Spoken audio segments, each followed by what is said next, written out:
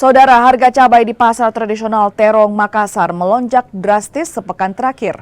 Kenaikan signifikan terjadi pada cabai kecil, naik Rp20.000 per kilogram.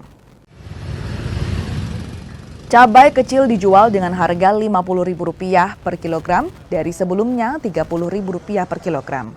Cabai besar dijual di kisaran Rp20.000 per kilogram dari sebelumnya Rp10.000 per kilogram.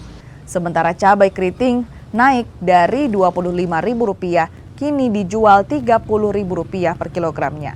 Pedagang bilang naiknya harga cabai lantaran kurangnya pasokan dari daerah penghasil utama seperti Jeneponto. 30 dengan 35 biasa. Oh, sekarang naik 50? Iya. Nah, kalau cabai besar dulu berapa harganya? 10.000. Sekarang harga berapa? 20. Nah, kalau cabai keriting tak? Cabai keriting 25 naik 30. Naik 30. Sejak Iya. kapan naik itu deh?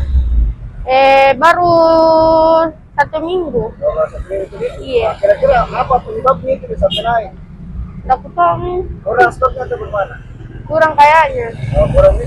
Nah, dari Iya. mana dia sedang begitu deh?